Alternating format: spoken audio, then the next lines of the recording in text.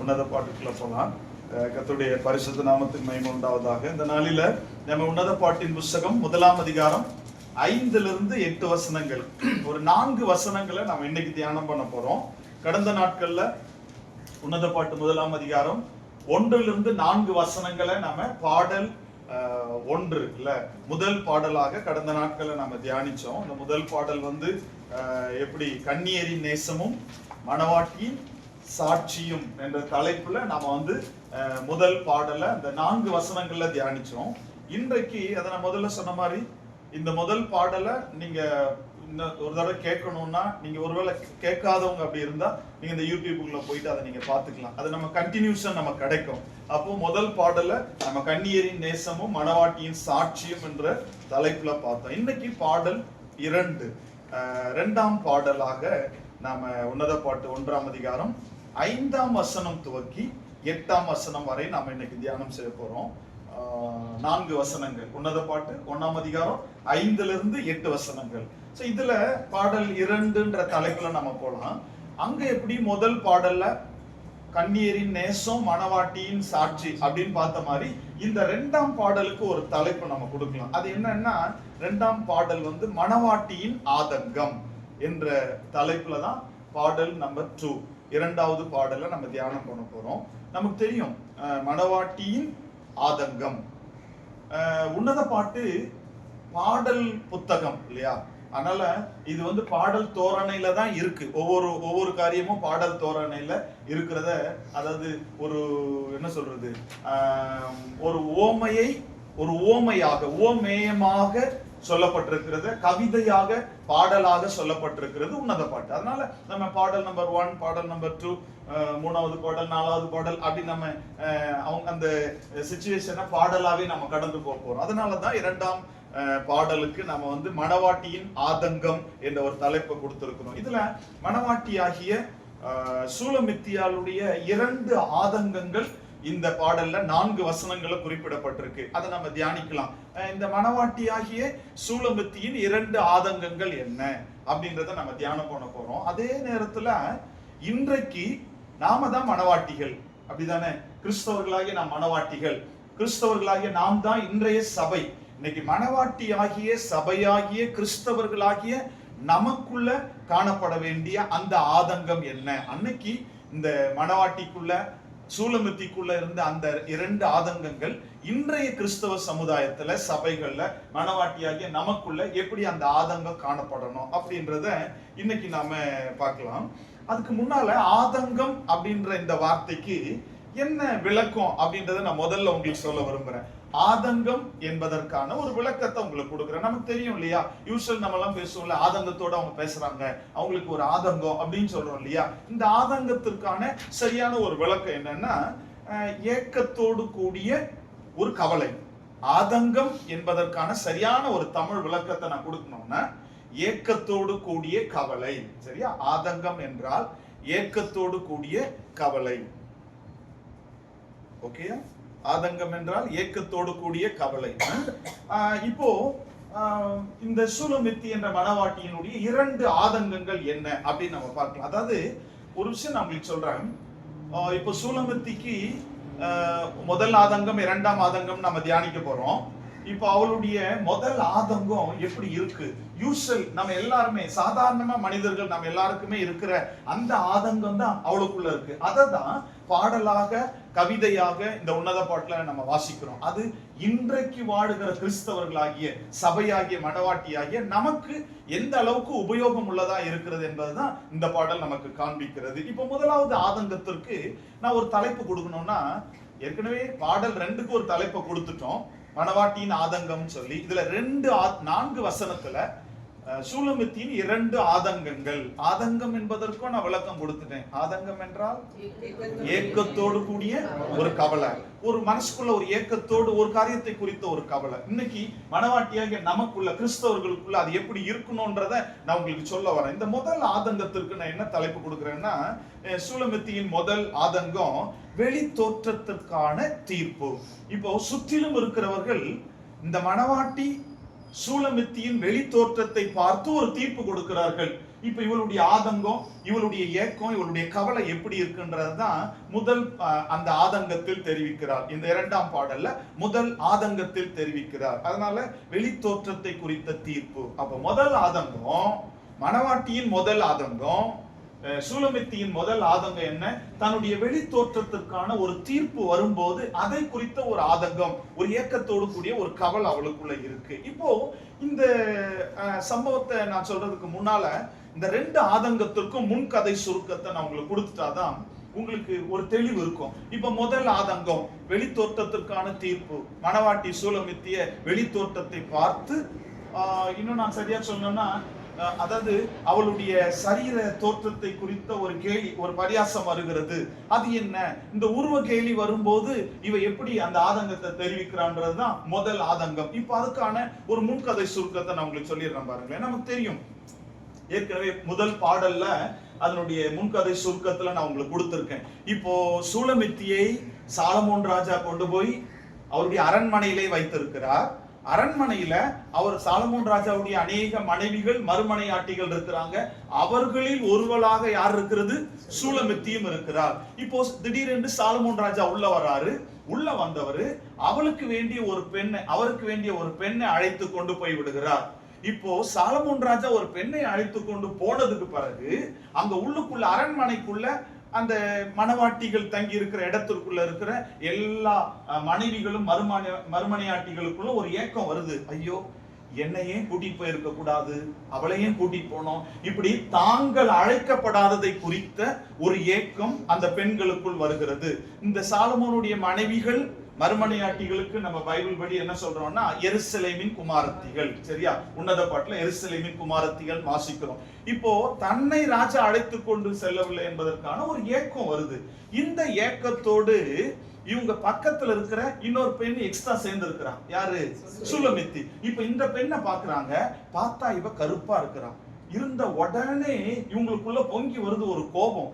இவளை உருவ கேலி செய்யறாங்க. நீ கருப்பா இருக்க. அதாவது நமக்கு இதுல என்ன உருவ கேலி செஞ்சாங்கன்றது நமக்கு தெரியல. ஆனா சரித்திர வல்லுநர்கள் அழகான ஒரு பின்னணியத்தை கொடுக்குறாங்க. யூசல், நீங்க தப்பா நினைக்க கூடாது, யூசல் பெண்களுக்குள்ள மற்றவர்களோடு தன்னை ஒப்பிட்டு பார்க்கிற குணம் அதிகம் அப்படின்னு சொல்லுவாங்க.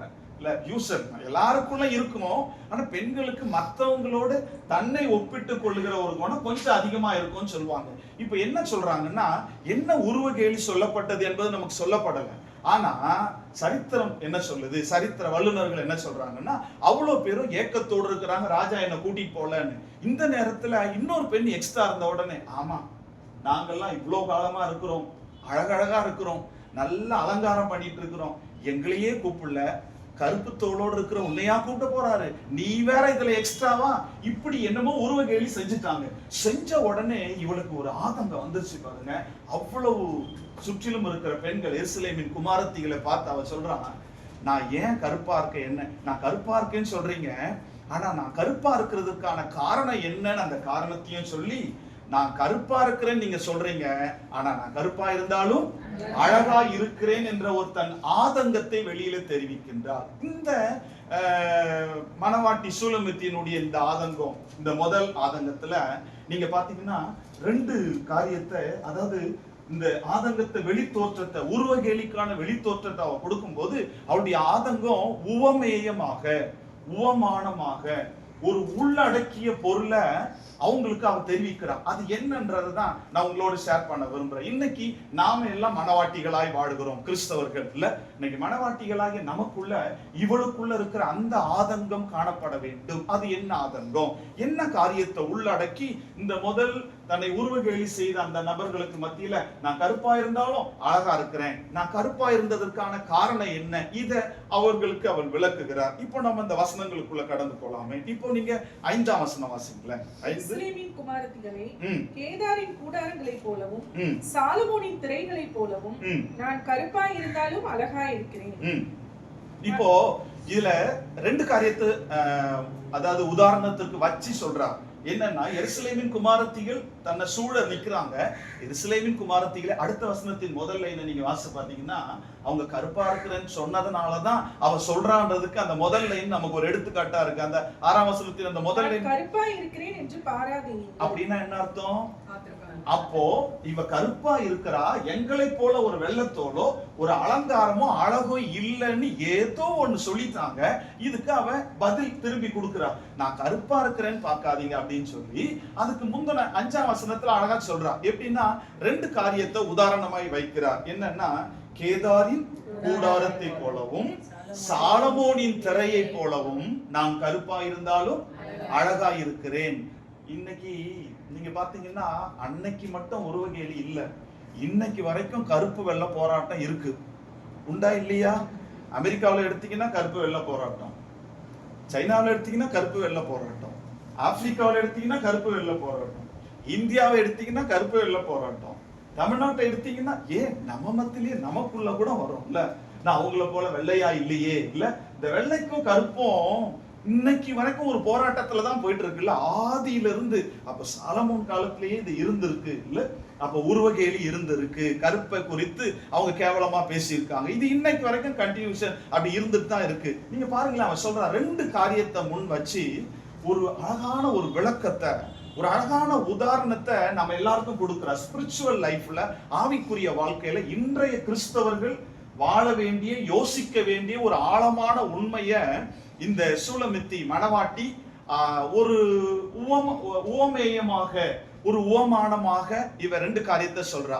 கேதாரின் கூடாரத்தை போலவும் சாலமோனின் திரைகளை போலவும் நான் கருப்பா இருந்தாலும் அழகா இருக்கிறேன். இப்போ ஒரு விளக்கத்தை, ஒரு மறைமுகமான விளக்கத்தை சூலமித்தி மணவாட்டி இங்க சொல்லுகிறத நம்ம காண்கிறோம். இப்போ முதல்ல நீங்க பாத்தீங்கன்னா கேதாரின் கூடாரத்தை பார்க்கலாம், அப்புறம் நம்ம சாலமோனின் திரைக்கு வரலாம். கேதாரின் கூடாரம் திரை, கர்டன், கர்டன், கர்டன்.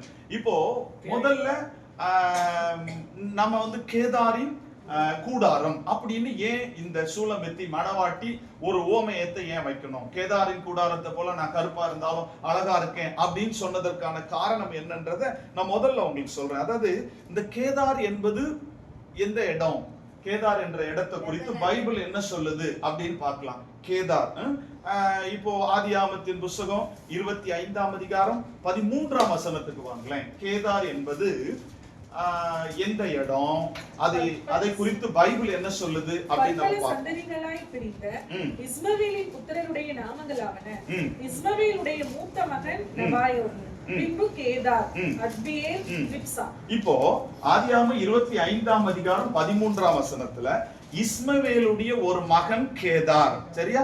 இப்போ இன்னொரு விஷயமும் உங்களுக்கு சொல்லிடுறேன். கேதார் என்ற இந்த எபிரேய சொல்லுக்கு சரியான தமிழ் மீனிங் என்னன்னா கருமை, கருப்பான என்பது பொருள். சரியா? கருமையான அல்லது கருப்பான. கேதார் என்றால் கருமையான என்பது பொருள். இப்ப இந்த கேதார் என்ற இடம் எப்படி வந்துச்சு பைபிள்ல? கேதார குறித்து பைபிள் என்ன சொல்லுது? அதுதான் ஆதியாகமம் 25:13 நீங்க வாசிச்சீங்க. இஸ்மவேலுடைய மகன்கள்ல ஒரு மகனுக்கு பேரு கேதார். இந்த கேதார் மூலமாய் உருவாக்கப்பட்ட சந்ததிகள் தான் கேதாரின் வம்சங்கள். இவர்கள் வாழ்ந்த இடத்துக்கு பேர் தான் கேதார் என்ற இடமாக மாற்றப்பட்டது. நமக்கு தெரியும் ஆபிரகாம் காலம், அப்புறம் ஆபிரகாமுக்கு முன்னால நோவாவுடைய காலங்கள்ல எல்லாம் பாத்தீங்கன்னா யாராவது ஒரு கோத்திர பிதா அவர்களுடைய தலைமுறையோடு சந்ததியோடு ஒரு இடத்துல வாழ்ந்தா அவங்களுடைய பெயர் தான் அந்த இடத்திற்கு கொடுக்கப்படும் என்பது நம்முடைய வேதாகமத்துல வந்த சரித்திர உண்மை. இப்போ இஸ்மவேலுடைய மகன் கேதார், இந்த கேதார் மூலமாய் உருவான தலைமுறைகள் அவங்க வாழ்ந்த இடத்திற்கு பேர் தான் கேதார் என்ற இடம் அழைக்கப்படுகிறது. இப்போ இந்த கேதார குறித்து நம்ம பைபிள் என்ன சொல்லுது? அதாவது இந்த கேதார்ல வாழ்ந்த ஜனங்கள், இன்றைக்கு நீங்க பாத்தீங்கன்னா நம்முடைய வேத சரித்திரம் என்ன சொல்லுதுன்னா, கேதார் என்ற இடத்துல இஸ்மவேலுடைய சந்ததி வாழ்ந்தாங்க. ஒரு இஸ்மவேல்ல ஒரு இனம், அந்த இனத்திற்கு பேர் என்ன சொல்றாங்கன்னா பெடோயின். PEDOYIN,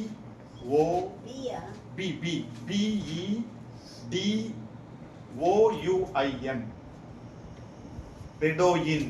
பெடோயின் என்ற ஒரு இன மக்கள், இஸ்மவேல் சந்ததியில பெடோயின் என்ற ஒரு இன மக்கள் இந்த கேதார்ல வாழ்ந்து கொண்டிருந்தாங்க. இந்த கேதார குறித்து பைபிள் என்ன சொல்லுது? அதுக்கு முன்னால இன்னொரு காரியத்தை சொல்லிட்டு நான் பைபிள் வசனத்துக்கு ஆதாரத்துக்கு நான் வரேன்.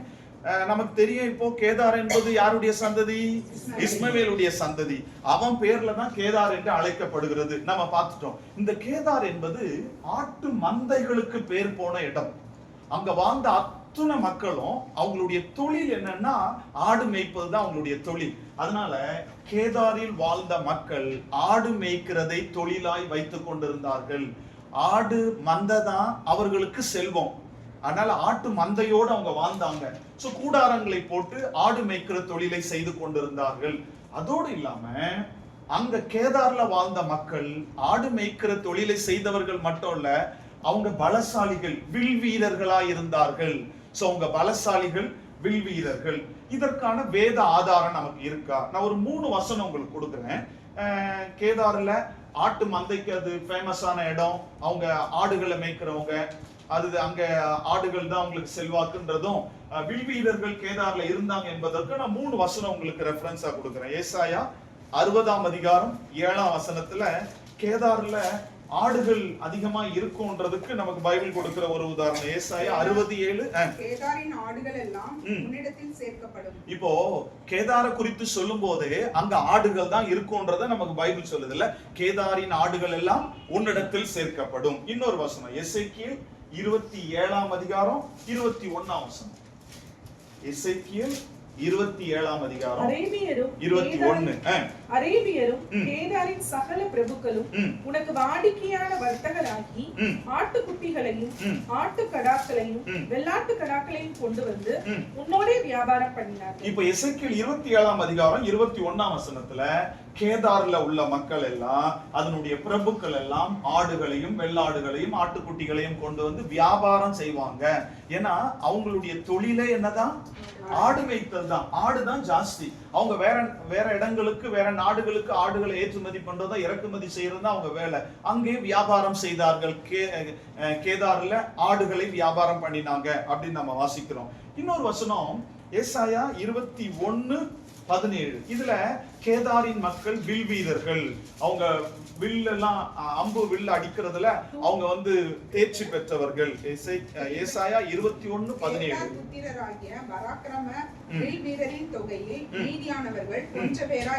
கேதார் புத்திரரில் பராக்கிரமர்களான வில் வீரர்கள் இல்ல. அப்ப கேதார்ல இருக்கிறவங்க ஆடு மேய்க்கிறவங்க மட்டும் இல்ல, எதுலயும் தேர்ச்சி பெற்றவங்க வில் வீரர்கள், பலசாலிகள், பராக்கிரமசாலிகள் அப்படின்றது நம்முடைய வேதாகமம் நமக்கு குறிப்பிடுகிற வசனங்களை நம்ம பார்த்தோம். இன்னொரு விஷயத்தை நான் சொல்லிடுறேன். இந்த கேதார் எங்க இருக்குன்னா அரேபியா வனாந்தரத்துல உள்ள ஒரு இடம் தான் இந்த கேதார். சோ இஸ்மவேல் சந்ததியார் வாழ்ந்தாங்க. அரேபியா வனாந்தரத்தில் உள்ள ஒரு இடம் தான் இந்த கேதார். இப்போ ஏன் மணவாட்டி சூலமித்தி தன்னை வந்து உருவகேலி செய்யறாங்க? எருசலேமின் குமாரத்திகள், நீ ரொம்ப கருப்பா இருக்க, எங்களுக்கே நாங்க அழகா இருக்கிற, அலங்காரமா இருக்கிற எங்களுக்கு கிடைக்காத பாக்கியம் உனக்கு கிடைச்சிருமா? உன்னை வேற சாலமோன் ராஜா கொண்டு வந்து உட்கார வச்சிருக்கிறாரு இப்படின்னு உருவகேலி செஞ்சதுனாலதான் இவன் இந்த உதாரணத்தை கொடுக்குறான். நீங்க என்ன வந்து கருப்பா இருக்கிறேன்னு சொல்றீங்க, நான் கேதாரின் கூடாரத்தை போலவும் சாலமோன் திரைய போலவும் இருக்கிறேன், நான் கருப்பா இருந்தாலும் அழகா இருக்கிறேன்னு சொல்லி ஒரு உண்மையை தெளிவுபடுத்துகிறார். சோ நீங்க வெளி தோற்றத்தை நீங்க பார்க்காதீங்க, ஆனா உள்ள காரியத்தை பாருங்கன்ற ஒரு உண்மையை சொல்றான். சோ அடுத்த பாட்டு நான் உங்களுக்கு விளக்கும் போது அந்த உண்மை உங்களுக்கு தெரிஞ்சிடும். இன்னொரு விஷயத்தை நான் உங்களுக்கு சொல்றேன். கேதாரின் கூடாரம் அப்படின்னு சொன்னதுக்கு காரணம் என்னன்னா, இந்த கேதார்ல ஆடுகள் அதிகமா இருக்கிறதுனால அவங்க வந்து ஒரே இடத்துல தங்க மாட்டாங்க. அவங்க வந்து அடிக்கடி தங்களுடைய பயணங்கள் ஆடு மேய்க்கெல்லாம் போறதுனால கேதார்ல நீங்க எங்க திரும்பினாலும் கருப்பு உள், அதாவது பிளாக் உல்ஸ் ஆடுகள், அந்த ரோமம் உள்ள அந்த உள் ஆடுகள் இருக்குல்ல, அந்த ஆடுகளுடைய தோலை எடுத்துதான் பதப்படுத்தி அவங்க கூடாரம் போடுவாங்களாம். அதனால எங்க திரும்பினாலும் கேதார்ல உள்ள எல்லா மனுஷர்களும் அவங்க டென்ட் போடுறது எல்லாமே எந்த தோல்ல? கருப்பு ஆட்டுத்தோல். அந்த கருப்பு ஆட்டுத்தோல் கூடாரம் இருக்கிறதுனால எங்க மலையோ எங்க இருந்து பார்த்தாலும் கேதார சீக்கிரம் கண்டுபிடிச்சிடலாம். எப்படி? கருப்பு போர்வை போத்தன மாதிரி கருப்பு கூடாரங்கள் ஆட்டுத்தோல் இருக்கிறதுனால, கருப்பு கூடாரங்கள் அங்க இருக்கிறதுனால ஒரு கருப்பு போர்வையை போத்தினது போல தூரத்துல இருந்து பார்த்தா கேதார் சரியாய் தெரிந்து விடும். இப்போ சூலமித்தியினுடைய எண்ணம் என்னன்றதை உங்களுக்கு சொல்றேன். ஒரு காரியத்தை ஞாபகம் வச்சுக்கங்க. ஒரு அழகான ஒரு தெளிவை இந்த மணவாட்டி இன்டைரக்டா கொடுக்கிறார், நாம் எல்லாம் அறிந்து கொள்வதற்கு, அந்த எருசலேமின் குமாரத்திகள் அறிந்து கொள்வதற்கு. அப்போ கேதார் என்பது, கேதாரின் கூடாரம் என்பது வெளி தோற்றத்தில் கருப்பாய் காணப்படக்கூடிய ஒன்று. சரியா? இதை நல்ல நினைவில் வச்சுக்கோங்க. சூலமித்தி கேதாரின் கூடாரம் என்று சொல்வதற்கான காரணம் வெளி தோற்றம் கருமையாய் காணப்படுகிற ஒரு இடம் தான் கேதார். இப்ப இந்த நினைவோடு அடுத்து சாலமோனுடைய கர்டன்ஸ்குள்ள போலாமே. சாலமோனுடைய திரைகள் ஏன் அடுத்து கேதாரின் கூடாரத்தை போலவும் சாலமோனின் திரையை போலவும் அப்படின்னு அடுத்த பார்த்து அவர் சொல்றால. இன்னொரு விஷயத்தை நான் உங்களுக்கு சொல்றேன். இந்த சாலமோன் திரைக்குள்ள நம்ம போறதுக்கு முன்னால இந்த கேதாருக்குள்ள இருந்து அரேபியா வனாந்தரத்தில் இருக்கிற இந்த கேதார்ல இருந்து வந்த ஒரு ராஜா தான் பின் நாட்கள்ல நெகேமியா அலங்கம் கட்டும் போது எதிர்ப்பு தெரிவித்தவன் இந்த கேதாருக்குள்ள இருந்து வந்த ராஜா தான். அதற்கான ஒரு வசனம் உங்களுக்கு கொடுக்கிறேன். நெகேமியா 2ஆம் அதிகாரம் 19ஆம் வசனம். நெகேமியா 2ஆம் அதிகாரம் 19ஆம் வசனத்தை நீங்க நோட் பண்ணிக்கங்க. எடுத்தீங்கன்னா ஒருத்தர் வாசிக்கலாம். நெகேமியா அலங்கத்தை கட்டும் போது நெகேமியா 2:19. ஓரோனியனான சன்பல்லாத்தும் அம்மோனியனான தொபியா என்னும் ஊழியக்காரனும் அரபியனான கேஷேமும் இதை கேட்ட பொழுது எங்களை பரியாசம் பண்ணி எங்களை நிந்தித்து, நீங்கள் செய்கிற இந்த காரியம் என்ன? நீங்கள் ராஜாவுக்கு விரோதமாக கலகம் பண்ண போகிறீர்களோ என்றார்கள். இப்போ நெகேமியா வந்து எருசலேம் அலங்கத்தை கட்டுவாரு. கட்டின உடனே 2 பேர் வராங்க, நமக்கு தெரிஞ்ச 2 பேர். யார் யாரு? சன்பல்லா, தொபியா. அவங்களோடு கூட சேர்ந்து அந்த அலங்கத்தை கட்டுறதுக்கு தடை போட்டவன் யாரு? அரேபியனான கேஷேம். இந்த அரேபியனான கேஷேம் யாருன்னா அரேபியாவில் உள்ள கேதார் என்ற இடத்தை சார்ந்த ஒரு அவங்களுக்கான ஒரு தலைவன், ஒரு பிரபு, ஒரு அரசன். இவன் அந்த கெட்ட ஜனங்களோடு சேர்ந்து ஆண்டவருக்காக எருசலேமை சுற்றிலும் அலங்கம் கட்டக்கூடாதுன்னு எதிர்ப்பு தெரிவித்தவன் இந்த கேதாரின் பிரபுவாகிய ராஜாவாகிய கேஷேம். இதை நீங்க நினைவில் வச்சுக்கோங்க. இப்போ ஆதங்கத்தோடு மணவாட்டி சூலமித்தி சொல்றா, நீங்க எல்லாரும் என்ன உருவ கேலி செய்றீங்க, உங்களை மாதிரி நான் அலங்காரமா இல்ல, உங்களை மாதிரி நான் அழகா இல்ல, உங்களை மாதிரி வெள்ளத்தோல் எனக்கு இல்ல, நான் கருப்பா இருக்கேன். கேதார் கூடாரத்தை எங்க இருந்து தூர பார்த்தாலும் கண்ணங்கரேன்னு இருக்கு, அது கேதார் அப்படின்னு கண்டுபிடிச்சிடுற மாதிரி என்னை பார்த்த உடனே நீ இவ்வளவு கேவலமா இருக்கேன்னு உருவ கேலி செஞ்சீங்க. ஆனா நீங்க வெளி தோற்றத்தை பார்க்காதீங்க, உள்ளத்தை பாருங்க. கடவுள் உள்ளத்தை தான் பார்க்க சொல்றாரு அப்படின்றத இன்டைரக்டா அவ சொல்றா. அப்போ அன்னையில இருந்து இன்னைக்கு வரைக்கும் வெளி தோற்றத்தை பார்த்து தீர்ப்பு வைக்கிறது தான் மனுஷ தன்மையா இருக்கிறது. ஆமாவா? இன்னைக்கு எப்பவுமே யூசுவல் நம்ம மனுஷனுடைய தன்மைகளை நீங்க பாருங்க, வெளி தோற்றத்தை வைத்து தீர்ப்பு கொடுக்கிறது மனுஷ தன்மையா இருக்கிறது. அதனாலதான் நம்முடைய வேதாகமம் அழகான ஒரு வசனம் இல்ல. சோ என்னன்னா நீதிமொழிகள் 31ஆம் அதிகாரம் 30ஆம் வசனம். பெண்களுக்கெல்லாம் மனப்பாடமா தெரியணும். நீங்க பாதியில சொன்னீங்க, அவங்க தொடங்கினாங்க ஆனா உள்ள இழுத்துக்கிட்டாங்க.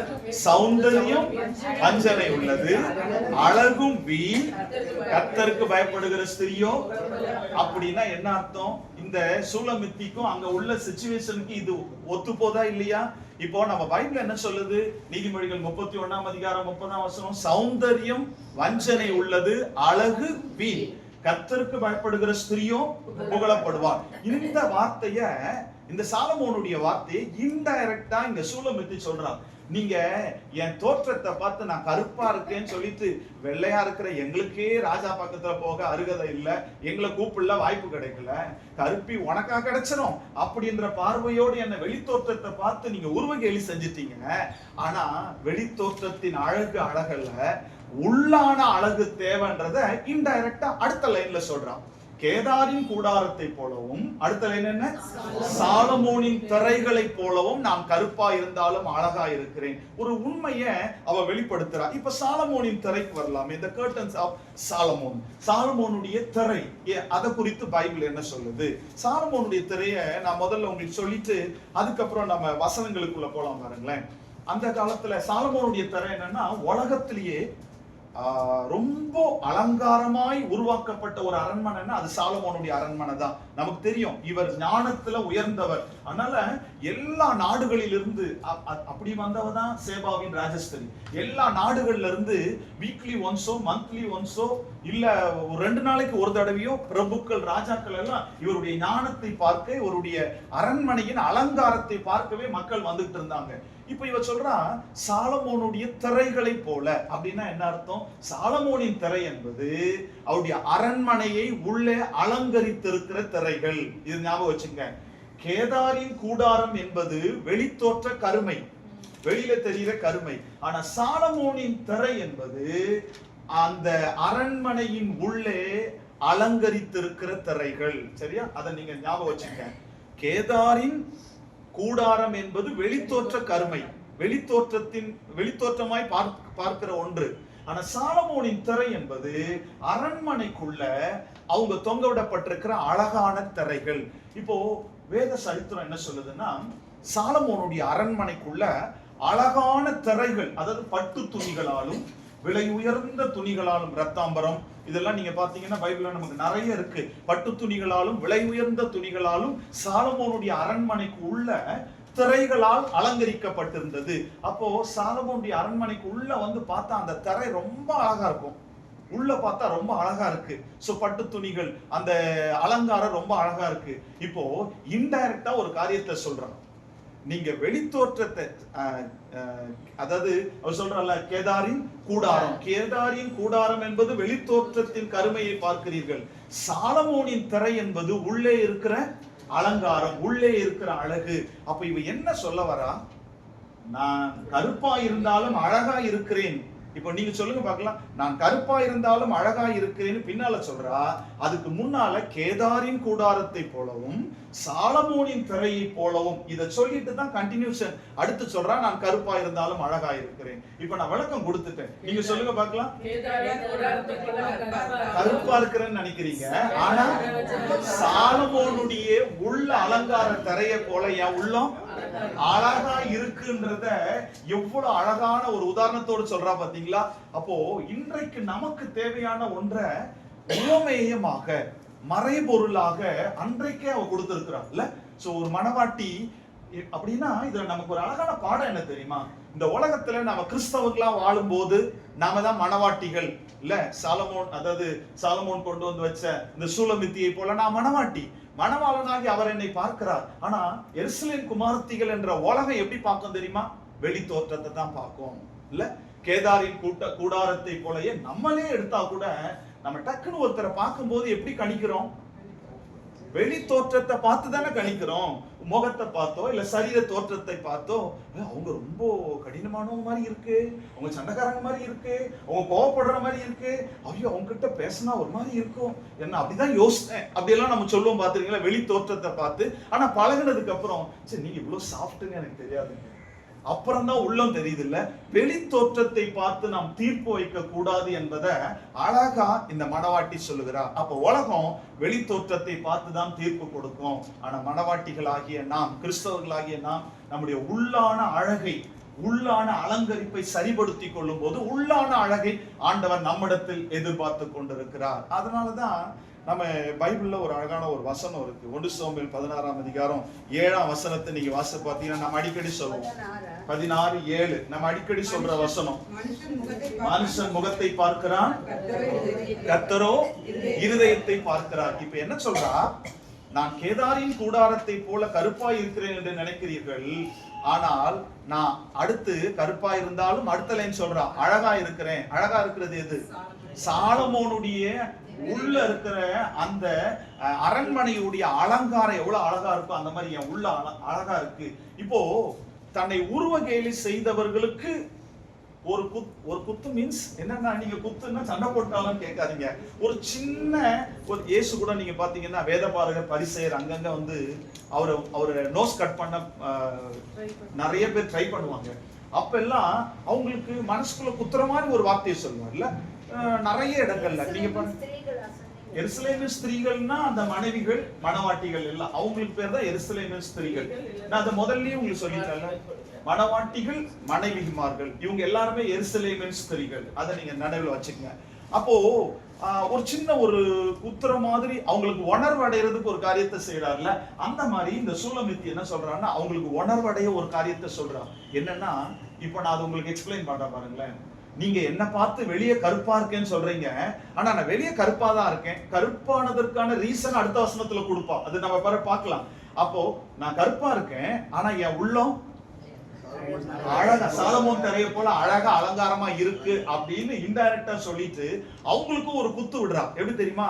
நீங்க வெளியில பார்க்க அழகா இருக்கீங்க, ஆனா உங்க உள்ளம் சரியில்லை, ராஜா உங்களை கூப்பிடலன்னு இவ்வளவு பேர், ஆயிரக்கணக்கான பேர் சேர்ந்து என்ன ராஜா கூப்பிடல, என்ன ராஜா கூப்பிடலையேன்னு அவருடைய பணத்துக்கும் பதவிக்கும் அந்தஸ்துக்கும் அழகுக்கும் மயங்கி போயிருக்கிறீங்க. என்ன அதுக்காக தான் கூட்டிட்டு வந்து வச்சிருக்கிற அவர் மனைவியாக. இந்த பணமோ அந்தஸ்தோ அழகோ இந்த பதவியோ என்ன தொற்றாது. நான் ராஜாவுக்கு அடிமையாக மாட்டேன். நான் எந்த மேய்ப்பனை விரும்பினேனோ அந்த மேய்ப்பனுக்காக மட்டும்தான் என் மனசு இருக்கு, என் நேசருக்காக மட்டும்தான் இருக்கு.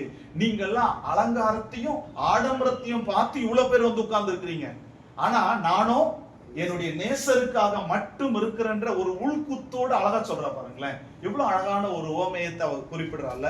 இன்னைக்கு உலக தோற்றம் சாலமோனின் குமாரத்திகளை போல நம்முடைய வெளி தோற்றத்தை பார்த்து தீர்ப்பு கொடுக்கும், இவங்க இப்படி அவங்க அப்படின்னு. ஆனால் ஆண்டவரோ நம்முடைய இருதயத்தை பார்த்து தீர்ப்பு கொடுக்கிறவர். அதனாலதான் ஈசாய் வீட்டுக்கு சாமுவேல் தீர்க்கதரிசி அனுப்பும் போது அவங்க வீட்டுல ஆண்டவர் வந்து 8 பேர்லாம் சொல்லல, அப்படி சொல்லி இருந்தா இவன் எண்ணிட்டு இருப்பான். சாமுவேல் தீர்க்கதரிசி போய் அவங்க வீட்டுல இருக்கிற பிள்ளைகள்ல ஒருத்தனை ராஜாவாக்கணும்னு சொல்லி அனுப்பிட்டாரு. அங்க போனா 7 பேர் தான் இருக்கான். இந்த சம்பவம் நமக்கு தெரியும். ஆனா ஒருத்தன் நிராகரிக்கப்பட்டு தூரத்துல ஆடு மேய்க்க போயிட்டான். யாரு? தாவீது. இதுவும் நமக்கு தெரியும்ல. இங்க போன உடனே எல்லாம் விருந்து கொண்டாட்டம் முடிகிறது. இப்போ சாமுவேல் தீர்க்கதரிசி கூட உன் பிள்ளைகளை வர சொன்னோட 7 பிள்ளைங்க நிக்குது. இப்போ தீர்க்கதரிசி சாமுவேல் ஊழியக்காரன் அப்படியே கீழே இருந்து மேல வரைக்கும் அப்படியே ஒரு ரவுண்ட் பாக்குறான். பார்த்த உடனே இந்த ஊழியக்காரர் எப்படி தீர்ப்பு வச்சாரு? தோற்றத்தை பார்த்து ஹைட்டா வெயிட்டா அழகா ஹேண்ட்ஸமா இல்ல அப்படி ஒருத்தரை பார்த்த உடனே ஊழியக்காரர் கூட தைல குப்பியை தூக்கிட்டு போயிட்டார். தூக்கிட்டு போயிட்டு தலையில ஊத்தும் போது ஆண்டவரே இவனாக்கும். அப்பதான் ஆண்டவர் சொல்றார், மரியாதையை கை எடுத்துரு இல்ல. அப்போ சொல்றாருதான் இந்த 1 சாமுவேல் 16ஆம் அதிகாரத்தின் 7ஆம் வசனம், மனிதர்கள் நீங்கள் பார்க்கும் விதமாய் நான் பாரேன், மனுஷர்கள் தோற்றத்தை பார்த்து தீர்ப்பு கொடுப்பீர்கள், ஆனால் நானோ இருதயத்தை பார்த்து தீர்ப்பு கொடுக்கிறேன். அப்ப மனுஷர்கள் பார்க்கும் விதமாய் அவர் நம்மை பார்க்கிறவர் அல்ல. மனிதர்கள் முகத்தையும் தோற்றத்தையும் பார்த்து தீர்ப்பு கொடுக்கிறார்கள், ஆனால் ஆண்டவரோ நம்ம இருதயத்தை பார்க்கிறார். இதே ஒரு சம்பவம் தான் அன்னாளுடைய சம்பவம். 1 சாமுவேல் 1ஆம் அதிகாரத்துல அன்னாளுக்கு பிள்ளை இல்ல, ஆலயத்துல அவ அழுது செபித்து கொண்டிருக்கிறான். அதாவது நீங்க பாருங்க, உதடுகள் வந்து முணுமுணுத்துட்டு இருக்கு, ஆனா உள்ளம் பேசுகிறது. அவ உதடுல பேசல, உதடுகள் முணுமுணுக்குது, ஆனா உள்ளத்துல பேசி கொண்டிருக்கிறான். வந்த உடனே ஊழியக்காரர் ஏலி வந்த உடனே என்ன கேட்டாரு? நீ குடிச்சு வெறிச்சிருக்கியா, ஆஃப் அடிச்சிட்டியா, கோட்டர் அடிச்சிட்டியா, என்ன இப்படி ஆடிக்கிட்டே ஒரு மாதிரி வித்தியாசமா பண்ணிட்டு இருக்க? அப்பதான் சொல்றா, என் கிளேசத்தை எல்லாம் நான் ஆண்டவர்கிட்ட ஊத்திட்டு இருக்கேன். அப்போ வெளி தோற்றத்திற்கு ஒண்ணு வந்து சீர் இல்லாமல் இருக்கும் இல்ல. எதை ஒண்ண பார்க்கும்போது வெளி தோற்றத்திற்கு சீர் இல்லாம அழகு இல்லாம நம்ம கண்ணுக்கு சரியாய் தோன்றாத சில காரியங்கள் ஆண்டவரோ உள்ளத்தின் அழகை பார்த்து அவைகளை தமக்காக தெரிந்து கொள்ளுகிறார். இன்னும் உங்களுக்கு சரியா சொல்லணும்னா, உதவாதவைகளை உபயோகம் இல்லாதவைகளை அவர் உபயோகப்படுத்துகிறவர். ஆமென். எதெல்லாம் நிராகரிக்கப்படுதோ, எதெல்லாம் யூஸ்லெஸ் தள்ளப்படுதோ, இவைகளை எல்லாம் உபயோகப்படுத்துகிறவர் கர்த்தர். அவர் வெளித்தோட்டத்தை பார்க்கிறவர் அல்ல, நம்முடைய உள்ளத்தின் ஆழத்தை பார்த்து நமக்கு தீர்ப்பு கொடுக்கிறவர். அதனாலதான் நம்முடைய இருதயத்தை சகல காவலோடும் காத்துக்கொள்ள வேண்டும் என்று நீதிமொழிகளின் புத்தகம் 4ஆம் அதிகாரம் 23ஆம் வசனத்துல நம்ம வாசிக்கிறோம்ல, எல்லா காவலோடும் உன் இருதயத்தை காத்துக்கொள், அதனிடத்திலிருந்து ஜீவ ஊற்று புறப்பட்டு வரும். ஜீவ ஊற்றுன்னா யாரு? ஆண்டவராகி இயேசு கிறிஸ்து. எங்கிருந்து புறப்பட்டு வருவாரா?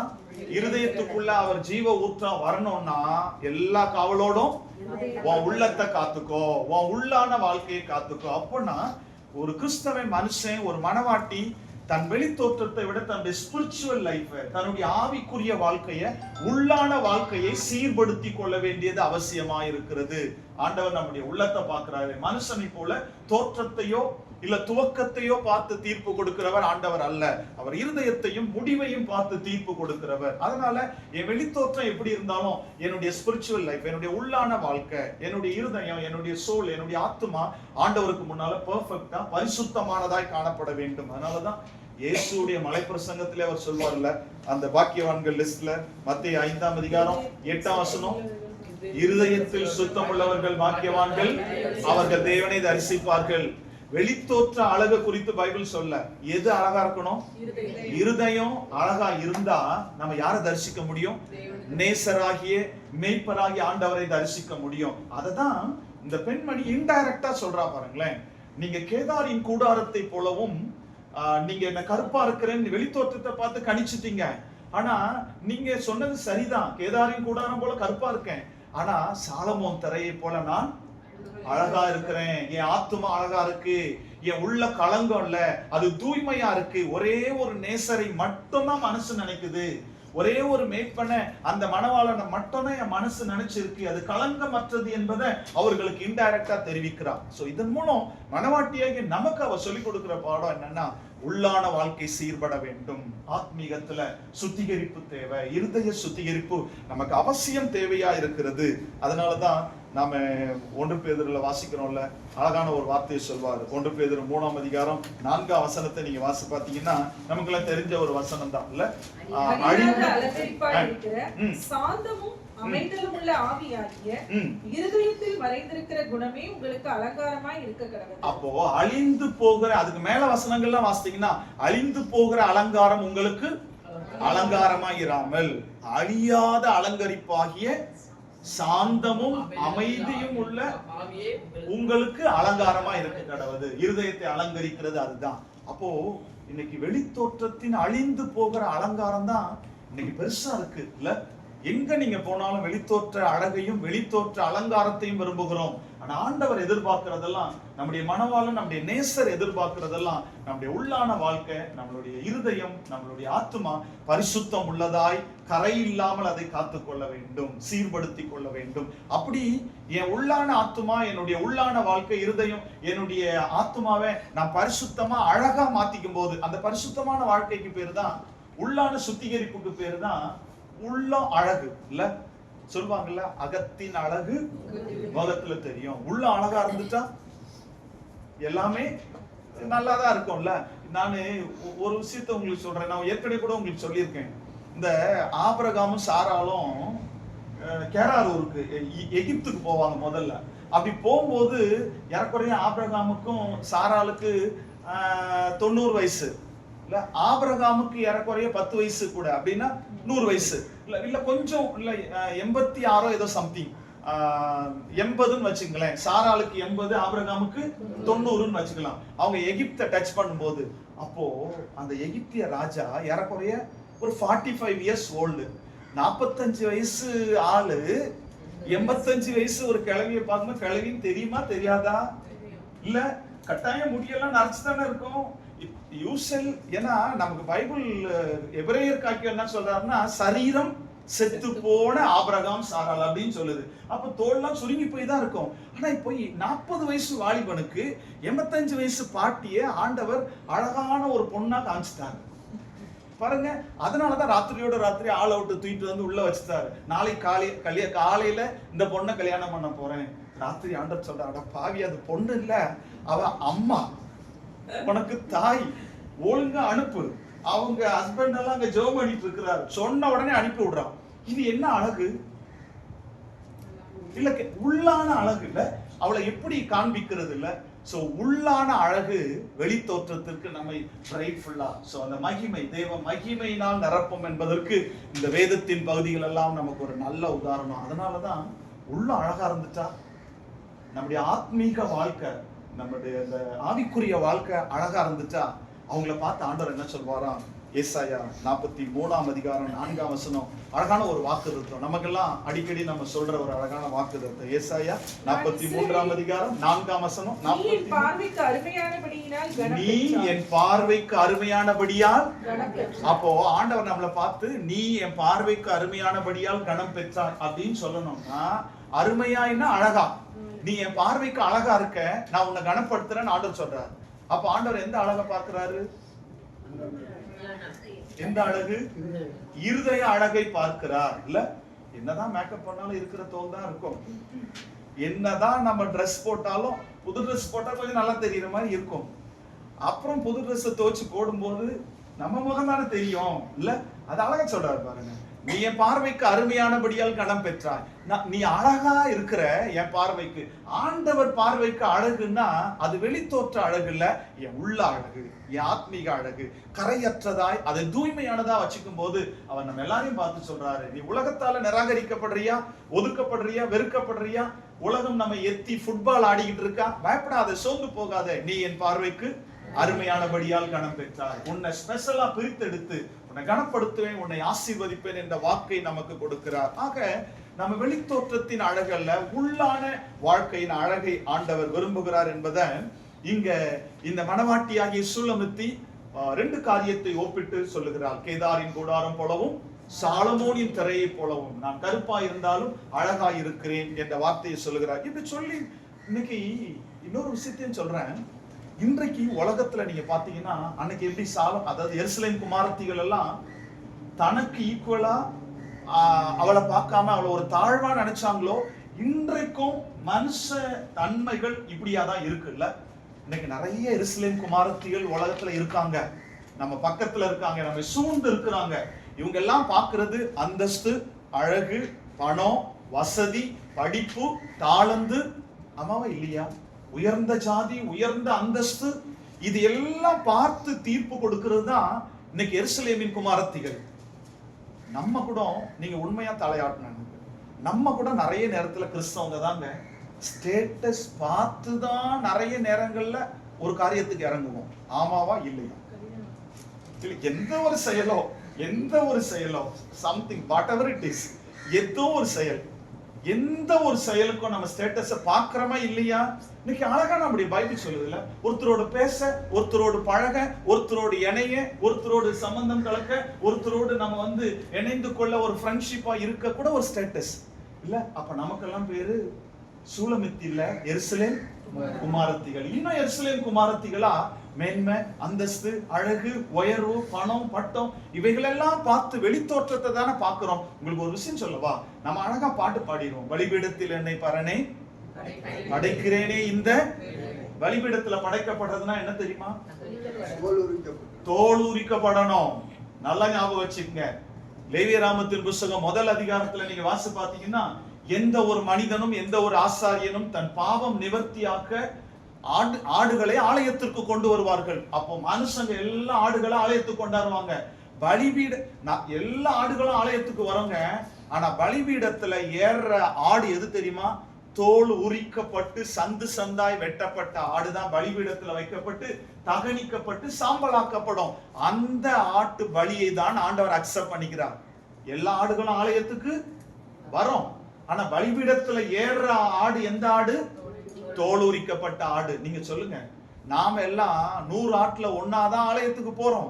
ஆனா பலிபீடத்தில் ஏற்றப்படுகிற, அவர் விரும்புகிற, ஏற்றுக்கொள்ளுகிற ஒரு ஆடா இருக்கிறோமா? அப்படி இருக்கணும்னா பாட்டு பாடினா போதாது. பலிபீடத்துல என்ன படைக்கிறேன்னா, பலிபீடத்துல ஒப்பு கொடுக்கணும்னா நான் தோல் உரிக்கப்படணும், வெளித்தோற்றம் கலைன்னு. ஏன் தோல் உரிக்கப்பட்டுச்சு தெரியுமா? ஆடுகள் அந்த நாட்கள்ல தோலை உரிச்சிட்டு பலிபீடத்துல வையின்னு ஆண்டவர் சொன்னதுக்கு ஒரு ரீசன் இருக்கு. என்ன தெரியுமா? அதுல நீங்க பாருங்க, பணக்காரன் இருப்பான், ஏழை இருப்பான் இல்ல. பணக்காரனுடைய ஆடு, ஏழையினுடைய ஆடு, அழகான ஆடு, அசிங்கமான ஆடு, உயர்ந்த ஜாதி ஆடு, தாழ்ந்த ஜாதி ஆடு உண்டா இல்லையா? இருக்கு இல்லையா? இப்படி எல்லாரும் வளர்த்துட்டு இருந்தாங்க. இது தெரியக்கூடாது என்பதற்காக தான் அழகு, அசிங்கம், உயர்ந்த ஜாதி, தாழ்ந்த ஜாதி, பணக்காரன், ஏழை, இந்த ஆடுன்னு தெரியக்கூடாதுன்றதுக்காக தான் தோலை உரிச்சு பலிபீடத்துல ஏத்துனாங்க. அப்படின்னா தோல் உரிக்கப்படுதல் என்பது என்ன? வெளித்தோற்றத்தின் அந்தஸ்தையும் ஸ்டேட்டஸையும் பார்க்கிறத விட உள்ளத்தின் அந்த அழக, அந்த ரட்சிப்பு, அந்த ஸ்பிரிச்சுவல் லைஃபை பார்த்து நான் தீர்மானிக்கும் போது பலிபீடத்தில் தோல் உரிக்கப்பட்டு வைக்கப்பட்ட ஆடு. இல்லைன்னா இன்னும் எருசலேம் குமாரத்தியா தான் நம்ம இருப்போம். இன்னும் எருசலேம் குமாரத்தியா இருக்கிறோமான்ற ஒரு கேள்வியை எழுப்புங்க. 6ஆம் வசனத்திற்குள்ள நீங்க போனீங்கன்னா இன்னொரு காரியத்தை அவர் சொல்றா.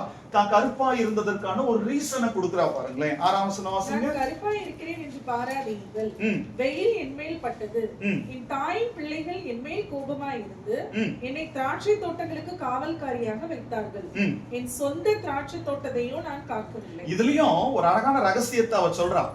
இந்த வாசிக்கும் போது உங்களுக்கு புரிஞ்சிருக்கும்னு நினைக்கிறேன். தான் கருப்பானதற்கான ஒரு ரீசனை கொடுக்கிறா. என்ன ரீசன்?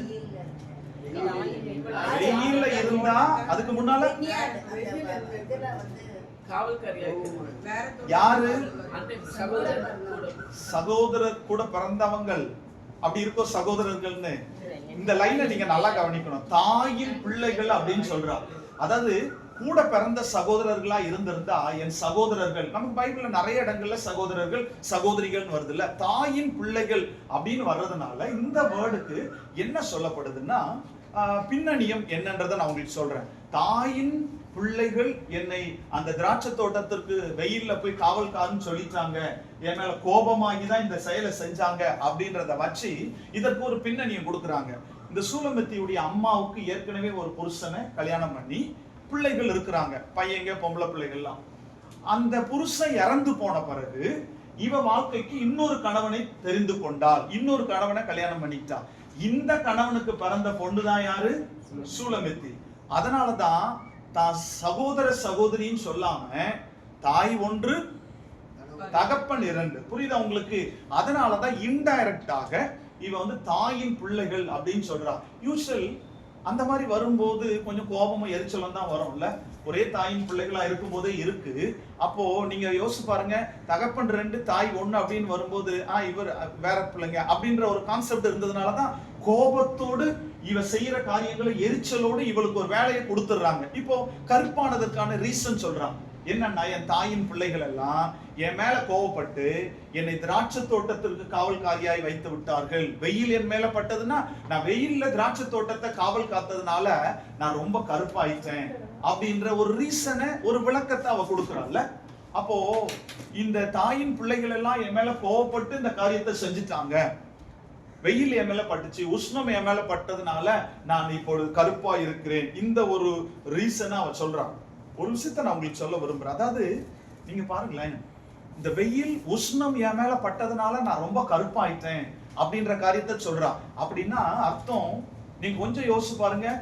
நான் திராட்சை தோட்டத்துக்கு காவல்காரியா வெயில்ல நின்னதுனாலதான் கருப்பாயிட்டேன். அப்ப ஏற்கனவே நான் கலரா தான் இருந்திருக்கிறேன். புரியுதா உங்களுக்கு? அப்போ இன்டைரக்டா அவ சொல்ற, ஏற்கனவே நான் அழகா தான் இருந்தேன், நீங்களாம் அலங்காரம் பண்ணிட்டு இருக்கீங்க, அப்படி இல்லாமயே நான் வெள்ளையா தான் இருந்தேன். திராட்சை தோட்டத்துக்கு காவல் காக்க கோவப்பட்டு என்னை கொண்டு போய் விட்டாங்க. அப்ப என் வீட்டுக்குள்ள உபத்திரவம் இல்ல, அவர்கள் மூலமா உபத்திரவத்தோடு என்னை அனுப்பிட்டாங்க. அது கடைசியில என்ன அவ சொல்லுவா பாருங்களேன், நான் அந்த திராட்சை தோட்டத்தை வெயில்ல காவல் காக்குறேன், அதனால என் சொந்த தோட்டத்தையும் நான் காவல் காக்கவில்லை. அப்படின்னா என் சரீரத்தை நான் பாத்துக்கல. நீங்க எல்லாம் மேக்கப் பண்ணிட்டு அலங்காரமா நிக்கிறீங்க, உங்க சொந்த தோட்டத்தை கிளியர் பண்ணிட்டு நிக்கிறீங்க, அழகா இருக்கீங்க. ஆனா நான் என்ன என் மேல ஃபோர்ஸ் பண்ணி ஒரு வேலையை கொடுத்ததுனால வெயில்ல கருத்து போயிட்டேன். என் சொந்த தோட்டத்தையோ நான் கவனிக்காமல் விட்டேன்னா என் சரீரத்தை நான் கவனிக்கல, உங்களை மாதிரி நான் அழகுபடுத்திக்கலன்ற ஒரு உண்மையை தெளிவுபடுத்துகிறார். இத அப்படியே ஸ்பிரிச்சுவல் லைஃப்க்கு நம்ம கொண்டாடலாமே. அப்போ இவ எதனால கருப்பானா? தன்னை அலங்காரப்படுத்திக் கொள்ள விரும்பல, என் தோட்டத்தை கவனிக்காம விட்டேன். அப்ப எதனால கருப்பான? வெயிலும் உஷ்ணமும் என் மேல பட்டதுனால என்ன கருத்து போக செஞ்சது. இந்த கருப்பு, இந்த நீங்க வெளித்தோட்டத்துக்கு பார்க்கும்போது இந்த செயல் எனக்கு வருவதற்கு காரணம் வெயிலும் உஷ்ணமும் என் மேல பட்டது. இது அப்படியே ஸ்பிரிச்சுவல் லைஃப்க்கு நம்ம கொண்டு போனோம்னா, அதாவது இந்த கருப்பு, இந்த உஷ்ணம், இந்த வெயில், இதெல்லாம் உலகத்துல நமக்கு வர துன்பங்கள், கவலைகள், சஞ்சலங்கள் நம்ம வைக்கலாம். உங்களுக்கு ஒரு உதாரணம் கொடுக்குறேன் பாருங்க. யோபுவின் புத்தகம் 30ஆம் அதிகாரம் 28ஆம் வசனத்தை நீங்க வாசி பாத்தீங்கன்னா, இங்க யோபு சொல்வார், யோபு 30ஆம் அதிகாரம் 28ஆம் வசனம், வெயிலே என் மேல படல, ஆனா நானு கருத்து போயிட்டேன் அப்படின்னு சொல்றாரா பாருங்க. இருக்கா? யோபு 30ஆம் அதிகாரம் 28. வெயில் படாதிருந்தும் சொல்றாருல, வெயில் என் மேல படாதிருந்தா நான் எப்படி இருக்கேன்? கருத்து போயிட்டேன் அப்படின்னு சொன்னதுக்கு காரணம் என்ன? வெயில் பட்டாதான் கருத்து போயிருவோன்னு இல்ல, வெயில் படாம துன்பமோ வேதனையோ சஞ்சலமோ உஷ்ணத்தை போல வெயிலை போல என்னை தாக்கி என்னை கருகருத்து போக செய்து விட்டது. அப்போ அதுல தூக்கம் இல்ல, அந்த சஞ்சலம் எனக்குள்ள இருக்குது அப்படின்றத இங்க இன்டைரக்டா சொல்றாரு. அப்போ என்னன்னா, சஞ்சலமும் உலக கவலையும் துன்பங்களும் நெருக்கங்களும் சோதனைகளும் நமக்கு உஷ்ணத்தை போல நமக்கு நெருக்கடி கொடுக்கும் இல்ல. அப்படிப்பட்ட நெருக்கடிகள் நமக்குள்ள வரும்போது நாம அவைகளை கடந்து செல்லும் போதுதான் இந்த எதிர்ப்புகள் இல்ல, இந்த இவ சொல்றாள், நான் கருப்பா இருந்தாலும் அழகா இருக்கேன், வெயில் பட்டது உஷ்ணம் பட்டது. இன்னைக்கு நிறைய உலக தோற்றத்துல உலக சோதனை துன்பம் கவலை கஷ்டம் உஷ்ணத்தை போல சூரிய வெளிச்சத்தை போல வெயில போல என்னை நெருக்கிக்கிட்டே இருக்கும். ராத்திரியில தூக்கம் வராது இல்ல, கவலை இதெல்லாம் வந்தா பலவிதமான துன்பங்கள் நெருக்கங்கள் பிரச்சனைகள் எனக்கு வரும். இதை கடந்து நான் போனாதான் நேசரை சந்திக்க முடியும் இல்ல. இன்னைக்கு அதை கடந்து போகிற ஒரு அனுபவம் நமக்கு அவசியம் தேவை. அதனாலதான் நம்ம பைபிள் சொல்லுது, நமக்கு தெரிஞ்ச வசனம் தான், யாக்கோபு 1:12 சோதனையை சகிக்கிற மனுஷன் பாக்கியவான், அவன் உத்தமன் என்று விளங்கின பின்பு கர்த்தர் தம்மிடத்தில் அன்பு கூறுகிறவர்களுக்கு ஜீவ கிரீடத்தை பெற்றுக் கொள்வான். யார் பாக்கியவான்? சோதனையை சகிக்கிற மனுஷன் பாக்கியவான். புரியுதா உங்களுக்கு? அப்போ எனக்கு என் சகோதரர்கள் என்னை கொண்டு போய் திராட்சை தோட்டத்துக்கு காவல்காரியா வச்சுட்டாங்க. இது உங்களுக்கு தெரியும், நான் இன்ட்ரோடக்ஷன்லயே கொடுத்துட்டேன். இந்த திராட்சை தோட்டம் யாருக்குரியது? இவ காவல் காக்குற திராட்சை தோட்டம் யாருக்குரியது? இல்ல, சாலமோனுக்குரியது. புரியுதா உங்களுக்கு? நான் இன்ட்ரோடக்ஷன்ல உங்களுக்கு கொடுத்தேன். நீங்க ஒருவேளை நீங்க பாக்குறாங்க அவங்க ஃபேமிலி. இப்போ இவ ஏன் இவட்ட ஒப்படைச்சாங்கன்னா, இவ ஒரு மேய்ப்பனை விரும்புறா. ஒரு மெய்ப்பனை விரும்பி மெய்ப்பனோடு அவ போய் பேசுறதுனால தாயின் பிள்ளைகள் என்ன பண்றாங்கன்னா, நாங்க காவல் காக்குற சாலமோனுடைய தோட்டம், அந்த தோட்டத்தை உனக்கு கொடுத்துட்டா. நேரம் இருந்தா தானே பேசணும்னு நினைப்பேன், நேரம் இருந்தா தானே செல்போன்ல மெசேஜ் அனுப்பிக்கிட்டு இருப்பேன், உனக்கு நேரம் இல்லாம பண்ணிட்டா இதை தொட மாட்டேன்ல அப்படின்னு இந்த வேலையை அவங்க செய்யற வேலையை யார்கிட்ட கொடுத்துட்டாங்க? இந்த சூலமித்திட்ட கொடுத்துட்டாங்க. புரியுதா உங்களுக்கு? அப்போ தான் சொந்த சரீரத்தை கவனிக்காமல் போய்விட்டா. அன்னைக்கு சோதனை துன்பம் வேதனை சஞ்சலம் உனக்கு வரும். இவைகளை கடந்தாதான் நீ அந்த பரம மணாளனை அந்த நேசரை சென்றடைய முடியும், அவரை காண முடியும், அவரோடு இணைய முடியும் இல்ல. சோ அவைகள் எல்லாம் எதிர்க்கக்கூடிய பலனை பெற்றுக்கொள்ள வேண்டும். அழகா சொல்வாரு பிலிப்பியருக்கு பவுல் எழுதும்போது, அந்த 1 நான் நினைக்கிறேன் 29 நினைக்கிறேன், ஏனெனில் கிறிஸ்துவினிடத்தில் விசுவாசிக்கிறதற்கு மாத்திரம் அல்ல, அவர் நிமித்தமாக பாடுபடுகிறதற்கும் உங்களுக்கு அருளப்பட்டிருக்கிறது. கிறிஸ்துவினிடத்துல விசுவாசிக்க மட்டும் இல்ல, அவர் நிமித்தம் பாடுபடுறதுக்கும் நமக்கு அருளப்பட்டிருக்கு. அப்ப துன்பங்கள் சோதனைகளை மேற்கொள்ளக்கூடிய அந்த தகுதியை ஆண்டவரிடத்திலிருந்து நாம் பெற்றுக்கொள்ள வேண்டும். இது இந்த 2ஆம் பாடல்ல வர இந்த மணவாட்டியின் முதல் ஆதங்கம். சரியா? இப்ப 2ஆம் ஆதங்கத்துக்கு போலாம். நாம ஏற்கனவே தொடக்கத்திலேயே பார்த்தோம் இல்ல, இந்த 2ஆம் பாடல் மணவாட்டியின் 2 ஆதங்கத்தை குறிக்கிற பாடல். முதல் ஆதங்கம் என்ன? வெளி தோற்றத்திற்கான தீர்ப்பு. எருசலேமின் குமாரத்திகள் இவளுடைய வெளி தோற்றத்தை தீர்ப்பு கொடுக்கும் போது இவள் ஆதங்கப்படுகிறாள். இப்ப 2வது ஆதங்கம் என்ன? ஓகே, ஆதங்கம் 2 அப்படின்னு நீங்க போட்டுக்கங்க. மணவாட்டியின் ஆதங்கம் 2. இவளுடைய ஆதங்கம் என்ன? நேசரை சந்திக்க வேண்டும் என்ற ஆதங்கம். 2ஆம் ஆதங்கம் நேசரை சந்திக்க வேண்டும், நேசரோடு நான் நேரத்தை ஸ்பெண்ட் பண்ணணும், நேசரோடு நான் பேசணும், அந்த ஆதங்கம் அவளுக்கு இருக்கிறது. இப்ப 2ஆம் ஆதங்கம் நேசரை சந்திக்க வேண்டும். இந்த 2ஆம் ஆதங்கத்திற்கான ஒரு இந்த முன்கதை சுருக்கத்தை நான் அப்படி ஷார்ட்டா உங்களுக்கு சொல்லிடுறேன் பாருங்களேன். அது தெரிஞ்சாதான் இந்த வசனத்திற்குள்ள போகும்போது உங்களுக்கு ஈஸியா இருக்கும். அதாவது இப்போ சூலமித்தி என்ன பண்றான்னா, தன்னுடைய நேசர் தன்னுடைய மணவாளனை பார்க்க விரும்புகிறார். இப்ப மணவாளன் கிட்ட தன்னுடைய நேசர் கிட்ட மேய்ப்பன் கிட்ட ஒரு கொஸ்டின் போடுறா. என்னன்னா, நீர் மத்தியானத்தில் மந்தையை எங்கு மடக்குவீர்? நான் உங்களுடைய தோழர்களுடைய மந்தைகளுக்குள்ள போய் அலைந்து தெரியாமல் இருக்க, நீர் எங்க மத்தியானத்துல மந்தையை மடக்குகிறீர், அந்த இடத்தை எனக்கு சொல்லுங்க, நான் உங்களை நேசராகிய உங்களை நான் சந்திக்க விரும்புறேன் அப்படின்னு சொன்ன உடனே அதுக்கு அந்த மேய்ப்பன் அந்த நேசருடைய பதில் என்னன்னா, நீ ஆடுகளின் காலடிகளை பின்பற்றி வா. ஆடுகளுடைய காலடியை பின்பற்றி வந்தா அங்க மேய்ப்பர்களுடைய கூடாரம் இருக்கும். அந்த மேய்ப்பர்களுடைய கூடார தண்டையில ஆட்டுக்குட்டியை மேய விட்டா நீ தேடி வர வேண்டாம், நானே தேடி அந்த ஆட்டுக்குட்டியை பார்த்த உடனே என்னை விரும்புகிற மணவாட்டி வந்திருக்கிறார், நானே வந்து ஓட்ட இடைப்படுவேன், பேசுவேன், என்னை சந்திக்க முடியும் இல்ல. இப்போ இந்த சம்பவத்தோடு இந்த இரண்டாம் ஆதங்கம் முடிவடைகிறது. இப்ப நீங்க பாருங்களேன், அவளுடைய முதல் ஆதங்கம் வெளித்தோற்றத்தை குறித்த ஒரு ஆதங்கம். இப்ப ரெண்டாவது ஆதங்கம் அவளுக்கு என்னன்னா, என் நேசரை பார்க்கணும், அவரோடு பேசணும், அவரோடு நேரத்தை செலவழிக்கணும். இதுக்கு நான் சரியா சொல்லணும்னா, அங்க வெளித்தோற்றத்திற்கான ஆதங்கம், இங்க உள்ளான வாழ்க்கைக்கான ஒரு ஆதங்கம் அவளுக்குள்ள இருக்கிறத பாருங்களேன். இதுல நீங்க 7ஆம் வசனத்தை நீங்க வாசிங்களேன். நம்ம பார்த்த மாதிரி, என் ஆத்துமனே சரி, உமது மந்தையை எங்கே மேய்த்து அதை மத்தியானத்தில் எங்கே மடக்குகிறீர்? எனக்கு சொல்லும். உமது தோழரின் மந்தைகள் அருகே அலைந்து திரிகிறவளை போல நான் இருக்க வேண்டியது என்ன? இப்போ 7ஆம் வசனத்துல இந்த சூலமித்தி தான் விரும்பின அந்த மேய்ப்பன் அந்த நேசரை பார்த்து கேட்கிறா, நீங்க மத்தியானத்துல எங்க மந்தையம் அடக்குறீங்க, எங்க ஆடுகளுக்கு ஓய்வு கொடுக்குறீங்க, அதை எனக்கு சொல்லுங்க, நான் அலைஞ்சு தெரிய வேண்டாம், உங்களை பார்க்கணும், உங்களோடு பேசணும்னு சொல்றேன். இந்த ஃபர்ஸ்ட் பார்ட்டுக்கு நம்ம வரலாமே. இதுல ஒவ்வொரு செயல்களிலும் ஒரு ரகசியத்தை, இன்றைக்கு 21ஆம் நூற்றாண்டுல கிறிஸ்தவர்கள் வாழ வேண்டிய ஒரு வாழ்க்கைய அன்றைக்கே சூலமித்தி என்ற இந்த மணவாட்டி ஒரு அழகான விளக்கத்தை வச்சிருக்கிறார். இப்போ முதல்ல மத்தியானத்தில் உம்முடைய மந்தையை எங்கே மடக்குவீர் அப்படின்னு கேட்கிறான். அப்போ மத்தியானத்துல மந்தையை மடக்குறதுனா என்ன? இதுக்கான விளக்கம் நமக்கு தெரியணும் இல்லையா? பழைய காலத்துல பாலஸ்தீன தேசத்துல நிறைய மேய்ப்பர்கள், அவங்களுடைய தொழில் மேய்ப்பர், ஆடு மேய்க்கிற தொழில். இந்த மேய்ப்பர்களுடைய வேலை என்னன்னா, ஆடுகளை காலையிலேயே, அதாவது கிலோமீட்டர் கணக்குல ஓடி போவாங்க.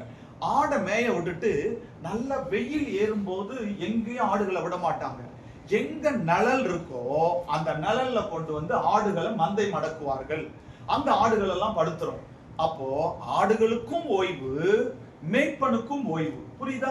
மத்தியான நேரத்துல நிழலான இடத்துல மந்தைகளை மடக்கி ஓய்வு எடுப்பார்கள். இப்ப மேய்ப்பனும் அமர்ந்திருப்பான், ஆடுகளும் அமர்ந்திருந்து ஓய்வு எடுக்கிறது.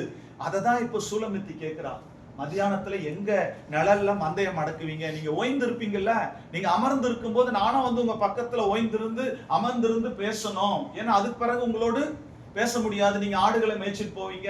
நீங்க மத்தியானத்துல எங்க மந்தையம் அடக்குவீர்கள்? நீங்கள் அமருகிற இடம் சொல்லுங்க, ஓய்வு எடுக்கிற இடத்தை எனக்கு சொல்லுங்கன்னு கேட்கிறான். இன்னைக்கு இது அப்படியே நம்ம ஸ்பிரிச்சுவல் லைஃபுக்கு கொண்டு வரலாமே. அதாவது இந்த மத்தியானத்தில் ஓய்வு எடுத்தல் அப்படின்றத நான் உங்களுக்கு சொல்லணும்னா, உஷ்ண நேரம், சூரியன் உதிக்கிற நேரம் இல்ல, இந்த நேரத்துல அவங்க வெளியில போகாம ஆடுகளுக்கும் மேய்ப்பர்களுக்கும் ஓய்வு தேவை, அமர்ந்திருக்கிறார்கள். நான் ஏற்கனவே சொன்னேன், யோபுல நம்ம வாசித்தோம், உஷ்ணம் என் மேல படாது இருந்தோம், வெயில் படாது இருந்தோம், நான் கருப்பாயிட்டேன் அப்படின்னு சொல்லும் போது, அப்போ உஷ்ணமும் சூரிய வெப்பமும் எதை குறிக்குது? நமக்கு வர்ற கவலைகள், நெருக்கடிகள், துன்பங்கள், கஷ்டங்கள். புரியுதா உங்களுக்கு? அப்போ நெருக்கடிகள், துன்பங்கள், கஷ்டங்கள், பிரச்சனைகள் என்ற இந்த மதியான வெயில், இந்த உஷ்ணம் நம்மை தாக்கும் போது நாம சிறிது நேரம் ஓய்வு எடுத்து அமர்ந்திருக்கணும். புரியுதா? அந்த ஓய்வு எடுத்து அமருகிறது என்பதுதான் ஜெபஜீவியம். புரியுதா? அதுவும் உபவாச ஜெபஜீவியம். உங்களுக்கு ஒரு அழகான உதாரணம் கொடுக்கிறேன். நான் மறுபடியும் சொல்றேன். உஷ்ண வேளையில் இந்த ஆடுகளை மடக்கி ஓய்ந்திருக்கிறார்கள் மேய்ப்பரும் ஆடுகளும். ஏன் இதை நமக்கு பைபிள் சொல்லணும்? மணவாட்டி இதுக்கு ரொம்ப அப்படி ஒரு ஸ்ட்ரெஸ் கொடுத்து நம்ம ஒரு முக்கியத்துவத்தை கொடுத்து சொல்றதுக்கு காரணம் என்ன? இன்னைக்கு நாம ஒரு காரியத்தை அறிந்து கொள்ளணுன்றதுக்காக இங்க சூலமித்தி சொல்றா. அப்போ இன்னைக்கு மத்தியான உஷ்ணம் என்பது, வெயிலின் உஷ்ணம் என்பது துன்பம், கஷ்டம், வேதனை, இல்ல கவலை, பல போராட்டம், பல விதமான பிரச்சனைகள் நம்மை தாக்கும். அந்த நேரத்துல நான் போய்கொண்டே இருக்க முடியாது, என் மனசு முழுசும் பயங்கர சோர்ந்து போயிருச்சு, என் சரீரமும் சோர்ந்து போயிருச்சு. அந்த நேரத்துல நான் என்ன பண்ணணும்? அமர்ந்து இருக்கணும், ஓய்வு எடுக்கணும். அப்படி என்றால் அதுதான் ஜெபஜீவியம், ஆண்டவருடைய சமூகத்தில் அமர்ந்திருப்பது. புரியுதா? அமர்ந்திருத்தல், ஓய்வு எடுத்தல் என்பது என்ன? தேவ சமூகத்தில் அமர்ந்திருத்தல். அப்போ உஷ்ணம் என்கின்ற, வெயில் என்கின்ற கவலையும் நெருக்கமோ துன்பமோ வரும்போது நான் அமர்ந்திருந்து ஓய்வு எடுக்க அமர்ந்திருக்கிற இடம் எது? தேவனுடைய பாதபடி, ஜெபஜீவியம். உங்களுக்கு ஒரு நல்ல உதாரணம் உங்களுக்கு கொடுக்கிறேன். 1 சாமுவேலின் புத்தகம் 1ஆம் அதிகாரம் 16ஆம் வசனத்தை நீங்க வாசித்து பார்த்தீங்கன்னா, 1 சாமுவேல் 1ஆம் அதிகாரம் 16ஆம் வசனம் சாமுவேலுடைய அந்த அன்னாளுடைய சம்பவம் தான். வேலையாளின் மகளாக எண்ணாதேயும், மிகுதியான விசாரத்தினாலும் கிளேசத்தினாலும் இந்நேரம் மட்டும் விண்ணப்பம் பண்ணினேன் என்றார். இப்ப சொல்றா, என்ன வேலையாளின் மகளா எண்ணாதீங்க, நானு குடிச்சு வெறிச்சு நான் வேண்டாத ஒரு பெண்ணா இருக்கக்கூடாது. அவ சொல்றா, என்னுடைய கிளேசத்தினாலும் விசாரத்தினாலும் நான் ஆண்டவர்கிட்ட விண்ணப்பம் பண்ணி அமர்ந்திருக்கிறேன். அப்ப அன்னாள் இங்கே தேவ சமூகத்தில் அமர்ந்திருக்கிறாள். ஏன்? இல்ல, அந்த லைனை சொல்லுங்க. கிளேசத்தினாலும் விசாரத்தினாலும் அப்படின்னா துன்பம், கவலை, வேதனை, பிரச்சனை நெருக்குது, முள்ள போல குத்துது. இந்த நேரத்துல அவ எங்க போய் அமர்ந்திருக்கிறா? நம்ம எப்படி தெரியுமா? பிரச்சனை, துன்பம், போராட்டம், முள்ள போல மத்தவங்களால குத்தப்படும் போதெல்லாம் நம்ம தேவ சமூகத்துல அமர்றதற்கு பதிலா நண்பர்கள் வீட்டுல அமர்ந்து பேசுவோம். இல்ல நம்ம வேண்டிய சொந்தக்காரங்கிட்ட போன் பண்ணி, தெரியுமா எனக்கு இப்படிப்பட்ட பிரச்சனை வந்துருச்சு, எனக்கு இந்த கஷ்டம் வந்துருச்சு, இப்படி சொல்லி ஆறுதலை தேடிப்போம். அவங்க என்ன பண்ணுவாங்க தெரியுமா? நான் இங்க இருந்து அமலுக்கிட்ட ஒரு போன் அடிச்சேன்னா அமல என்ன பண்ண, அமுதாக்கு சொல்லிடுவேன். அமுதா இல்ல சும்மா சொல்றேன் இல்ல, உலகம் இப்படிதாங்க. புரியுதா உங்களுக்கு? உலகம் இப்படிதான். ஆனா ஆண்டவர் நமக்கு சொல்லி கொடுக்குற பாடம் என்ன தெரியுமா? உனக்கு நெருக்கம் வரும்போது, துன்பம் வரும்போது, உஷ்ணம் என்ற வெயில் உன்னை உறுத்தி எலும்புகளை நொறுக்க நினைக்கும் போதெல்லாம் நீ உட்கார வேண்டிய இடம் தேவ சமூகம். உபவாச ஜபம், ஜபத்தில் அமர்ந்திருத்தல். இதுதான் யோபு அழகா சொல்வாரு. இந்த உஷ்ணம் என் எலும்புகள் எல்லாம் உருக்குது. தாவீது அதை சொல்வாரு. 2 வசனம் கொடுக்குறேன் பாருங்களேன். யோபுவின் புஸ்தகம் 30ஆம் அதிகாரம் 30ஆம் வசனத்தை வாசித்தீங்கன்னா, என் எலும்புகள் எல்லாம் உஷ்ணத்தை போல, அதாவது காய்ந்து போனது, கருத்து போயிற்று, என் எலும்புகள் உஷ்ணத்தினால் காய்ந்து போயிற்று. இப்ப சொல்றாரு உஷ்ணத்தினால என் எலும்பு காஞ்சிருச்சுன்னு சொல்றாரு. ஏன்னா அவர் வெயிலே போல, அப்ப உஷ்ணத்தினால எலும்பு காய்ந்து போயிருக்குன்னா என்ன அர்த்தம்? அவருக்கு வந்த பிரச்சனைகளும் பாடுகளும் அநேகம், அதனால என் எலும்பெல்லாம் காஞ்சி நொறுங்கி போச்சுன்றாரு. தாவீது ஒரு வசனம் சொல்றாரு பாருங்களேன். 32ஆம் சங்கீதம் 4ஆம் வசனம் பாருங்க. 32ஆம் சங்கீதம் 4ஆம் வசனம். இரவு பகலும் என்மேல் உம்முடைய கை பாரமாய் இருந்ததினால் என் சாரம் உஷ்ணகால வறட்சி போல வறண்டு போயிற்று. என் சாரம் உஷ்ணகால வறட்சி போல வறண்டு போயிற்று. அப்போ துன்பமும் பிரச்சனையும் வரும்போது அதை யோபுவும் தாவீது என்ன சொல்றாங்க? உஷ்ணத்தை போல நானு காய்ந்து போறேன், நான் நெருக்கப்படுகிறேன் என்று சொல்லுகிறார்கள். இதுதான் இங்க மணவாட்டி அழகா சொல்றாங்க. அந்த மணவாளன் மணவாட்டியுடைய சம்பவத்துல உன்னத பாட்டுல நமக்கு அழகான ஒரு வழக்கம் என்னன்னா, உஷ்ணத்தை போல அவங்க மதியான வேளையில தான் மெய்ப்பெண் மந்தையை மடக்குவான். இப்ப சூலமித்தி மணவாட்டி கேட்கிறா, நீங்க மதியானத்தில் உங்கள் மந்தையை எங்கு மடக்கி அமர்ந்து இருப்பீர்கள் சொல்லுங்க, நான் வந்து பேசணும் உங்ககிட்ட, நேசரை பார்க்கணும். அப்போ நேசரை சந்திக்க வேண்டும் என்றால் உஷ்ணம், வெயில் என்ற துன்பம், போராட்டம், பிரச்சனை, நெருக்கம், இந்த நேரத்தில் எல்லாம் நான் அமர்ந்திருக்க வேண்டியது தேவ சமூகத்தில் இல்ல, பொறுமையோடு நான் ஜெபத்தில் அமர்ந்திருக்க வேண்டும். நமக்கு தெரியும் ஜெபமே ஜெயம். ஜெபம் இல்லைன்னா ஜெயம் இல்லைல்ல. அதுவும் உபவாச ஜெபத்துக்கு ரொம்ப பவர் உண்டு. கடந்த நாட்கள்ல எஸ்ரா 8ஆம் அதிகாரத்துல நம்ம தியானம் பண்ணோம்ல, உபவாச ஜெபம் கிறிஸ்தவனுக்கு மிக மிக அவசியம் இல்ல. அந்த உபவாச ஜெபத்தினால எவ்வளவு பெரிய சாதனைகளை நாம சாதிக்கலாம். அந்த உபவாச ஜெபம் தான் தேவனுடைய சமூகத்தில் நம்முடைய பிரச்சனைகளையும் துன்பத்தையும் அகற்றி போடக்கூடிய ஒன்று. அதனாலதான் பைபிள்ல நம்ம வாசிக்கிறோம்ல, சகரியாவின் புத்தகம் 8ஆம் அதிகாரம் 19ஆம் வசனத்துல கடைசி காலத்துல இஸ்ரவேலுக்கு எச்சரிப்பா கொடுக்கும் போது அழகா சொல்வாரு, மாதங்கள் ஒவ்வொரு மாதமும் 5ஆம் மாதம் 7ஆம் மாதத்தின் உபவாசமும் 5ஆம் மாதத்தின் உபவாசமும் 7ஆம் மாதத்தின் உபவாசமும் 10ஆம் மாதத்தின் உபவாசமும் யூதா வம்சத்தாருக்கு மகிழ்ச்சியாகவும் இப்போ சந்தோஷமாகவும் நல்ல பண்டிகைகளாகவும் மாறி போகும். எது மகிழ்ச்சியா சந்தோஷமா பண்டிகையா இருக்கணும்? உபவாசம். நீங்க சொல்லுங்க, நமக்கு பண்டிகைன்னா பிரியாணி சாப்பிடுறது இல்லையா? நமக்கு பண்டிகைன்னா நல்லா ஃபுல் கட்டு கட்டுறது நமக்கு பண்டிகை. ஆனா எப்படி சொல்றாரு சகரியாவுல, 1ஆம் மாசம் 5ஆம் மாசம் 7ஆம் மாசம் 10ஆம் மாசத்துல உபவாசம் போடுங்க, அது உங்களுக்கு எப்படி இருக்கணும்? மகிழ்ச்சியும் சந்தோஷமுமான பண்டிகையா இருக்கணும். அப்ப உபவாசம் எந்த அளவுக்கு, உபவாச ஜபம் பவர்ஃபுல்லான ஒண்ணு இல்ல. எந்த ஒரு செயலுக்கும் உபவாச ஜபம் அத்தியாவசியம் தேவை. குடும்பத்திற்காக, மற்றவங்களுக்காக, பிள்ளைகளுக்காக, தலைமுறைக்காக இல்ல. இந்த உலகத்தின் உஷ்ணம் தாக்காம, சோதனை தாக்காம இருக்கணும்னா தேவ சமூகத்துல உபவாச ஜபம் நமக்கு அவசியம் தேவை. அதாவது நமக்கு தெரியும், இயேசு இந்த உலகத்துல சுத்தி தெரியும் போது ஒரு தடவை ஒரு பிசாசு பிடிச்சவன கொண்டு வருவாங்க. அவர் அங்க எங்க ஏதோ பேசிக்கிட்டே இருப்பாரு. அப்ப சீசர்கள்ட்ட கொண்டு வருவாங்க. இவங்க என்னென்னமோ முயற்சி பண்ணி பார்ப்பாங்க, விரட்ட முடியாது. அதுக்கு பிறகு அவன் திரும்பிய உளுந்து அவன் இதாயிடுறான். இப்ப கொண்டு வந்த உடனே இயேசு கிட்ட அவர் சுகமாக்கிடுவாரு. அப்ப சீடர்கள் மெதுவா சொல்லுவாங்க, ஐயரே நாங்க ஏற்கனவே இவ்வளவு முயற்சி பண்ணோம், எங்களால முடியல, நீர் சொன்ன உடனே சரியாயிட்டு அப்படின்னு சொன்ன உடனே அதுக்கு அவர் சொல்வார், இவ்வகையான பிசாசு ஜபத்தினாலும் உபவாசத்தினாலுமே ஒழிய வேற எதினாலும். அப்போ பலவிதமான உஷ்ணம் என்கின்ற பிசாசு நம்மளை நெருக்கும். அவசியம் உபவாச ஜெபம் நமக்கு தேவை இல்ல. வாரத்துல ஒரு நாளாவது, மாசத்துல ஒரு நாளாவது, இல்ல முடியாதவங்க ஒரு வேளையாவது உபவாசிக்கணும். அந்த உபவாச ஜெபம் நமக்கு சந்தோஷமும் இன்பமுமான பண்டிகையா இருக்க வேணும். நான் கிறிஸ்தவன், அதெல்லாம் நான் உபவாசிக்கிறதே இல்ல சார், அது என் வயிறுலாம் ஏத்துக்கிடாது, அப்படிலாம் இருக்கவே கூடாது.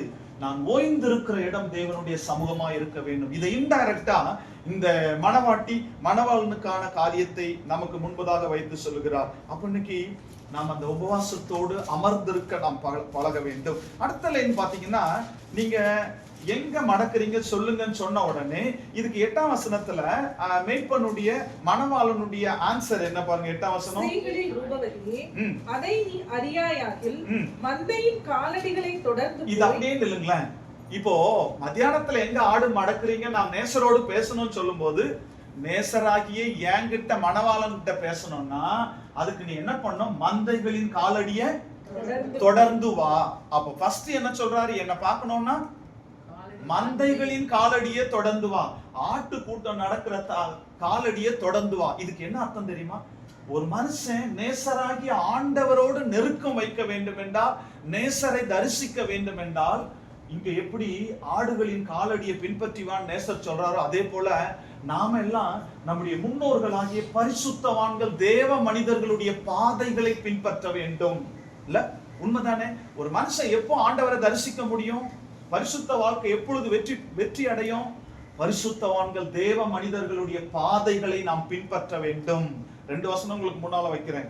1 எபேசியர் 2ஆம் அதிகாரம் 20ஆம் வசனம் அழகா இருக்கு. அப்போஸ்தலர்கள்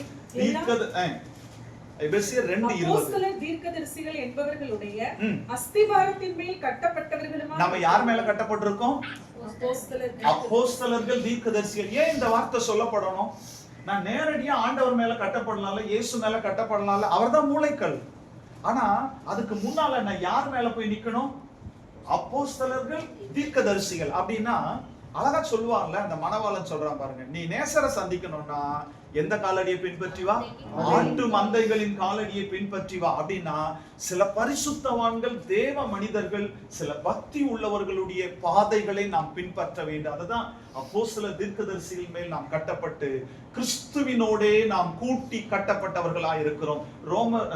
எபிரேயர் 1:12 நமக்கு தெரியும்ல. சரி, 12:1 எபிரேயர் 12:1 ஆகையால் இத்தனை திரளான சாட்சிகள் நம்மை சூழ்ந்திருக்க. எந்த சாட்சி? 11ஆம் அதிகாரத்தின் சாட்சி. பரிசுத்தம் விசுவாச பட்டியல் 11ஆம் அதிகாரம் வருது. எபிரேயர் 11ல அங்க தானியேலு, மோசே, ஆபிரகாம் ஒரு பெரிய பட்டியல் போட்டாரு. அந்த பட்டியலை போட்டு ஆகையால் மேகம் போன்ற இத்தனை திரளான சாட்சிகள் நம்மை சூழ்ந்திருக்க சகல பாரமான யாவத்தையும் கலைந்து போட்டு துவக்குகிற முடிக்கிறவரை நோக்கி பொறுமையோடே நடக்க கடவோம். அப்ப பொறுமையோடு நான் யார் வழியை பின்பற்றி போனோம்? பரிசுத்தவான்களுடைய வழியை பின்பற்றி போனா யாரை சந்திக்கலாம்? நேசரை சந்திக்கலாம். எவ்வளவு அழகான ஒரு உண்மைகளை இந்த உன்னத பாட்டு நமக்கு எவ்வளவு தெளிவா சொல்லுது பாருங்களேன். நீ மந்தையின் காலடிகளை பின்பற்றி வா. பின்பற்றி வந்ததோடு விட்டுறாத.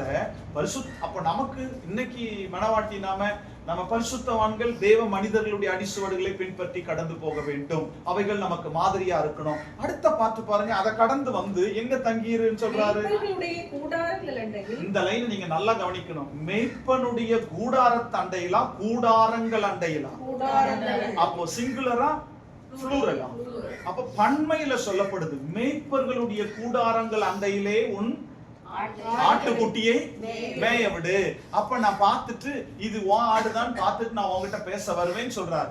1 மந்தைகளின் அடிசுவடை பின்பற்றி வரணும். 2வது மேய்ப்பர்களின் கூடாரங்கள் அண்டையிலே ஆட்டுக்குட்டியை மேய விடு. மேய்ப்பர்களின் கூடாரங்கள் அப்படின்னா இது எதை குறிக்கு தெரியுமா? இன்றைக்குள்ள சபைகள்.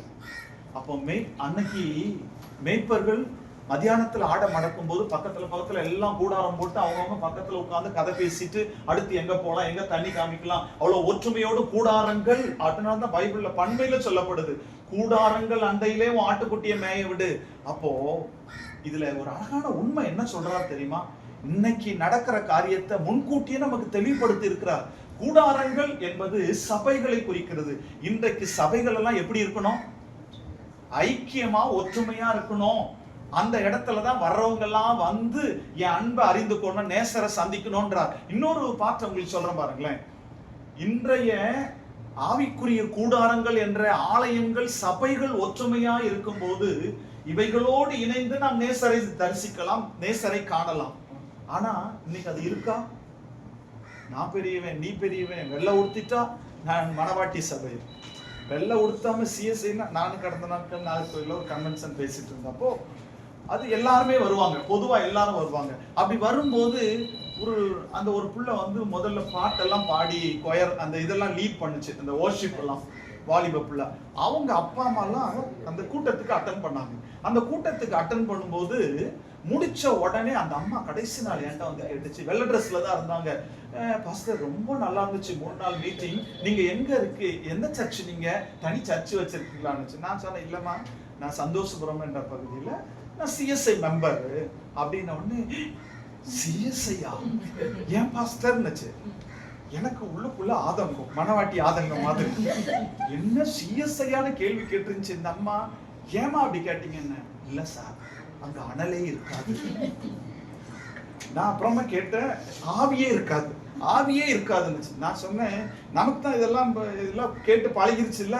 நான் கேட்டேன், எனக்கு தெரிஞ்ச ஆவி இட்லி அவிச்சு எடுத்தா பறக்கும். சூனா என் ஒய்ஃபு காலைல காஃபியை கொண்டு வந்து கொடுப்பாங்க, ஆவி பறக்க காஃபி. சாதம் வடிச்ச உடனே ஆவி பறக்கும். எந்த ஆவின்னு எனக்கு வேலைக்கவே பார்த்துச்சு. 3 நாள் கன்வென்ஷன் பேசுறவர் என்ன இப்படி பேசுறாங்க? உண்மையா பொய்யா? இன்னைக்கு ஆவி ஆவின்னு தப்பான ஏமாத்தத்தானே இருக்கக்கூடாது இல்ல. நீ எத்தனை ஆவியே நிறைஞ்சா கூட உள்ளம் சுத்தம் இல்லைன்னா ஒண்ணுமே இல்ல, பாவி. ஆவியா பாவியான்றதுதான் கொஸ்டியன் இல்ல. ஆவியெல்லாம் பாவியா தான் இருக்கு இல்ல. எல்லாமே இன்னைக்கு அப்படித்தானே போகுது. இன்னைக்கு நம்ம இது ரொம்ப தேவை. ஒரு கூட்டம் இப்படி சொல்லி அலையுது, நாங்க வெள்ளை ட்ரெஸ் போட்டவங்க கிட்ட வந்து சேர்ந்துருக்கேன், அந்த சிஎஸ்ஐயா தயவுசெய்து போகாதீங்க, ஆவி இல்ல, அனல் இல்ல, எதுவுமே இல்ல. ஏன்? இதுல இருந்து எத்தனை ஆயிரம் பரிசுத்தவான்கள் உருவாகி இருக்கிறாங்க, ஒண்ணுமே தெரியல. வெள்ளை ட்ரெஸ் போட்டா பரலோகத்துல திறந்து கொடுத்துருவாங்களோ இல்ல கேக்குறேன். அதுவும் இதுவரைக்கும் பெருசு பெருசா கையெல்லாம் இப்படி வச்சுட்டாதான் நமக்கு வாசல் திறந்து கொடுத்துருவாங்களாம்.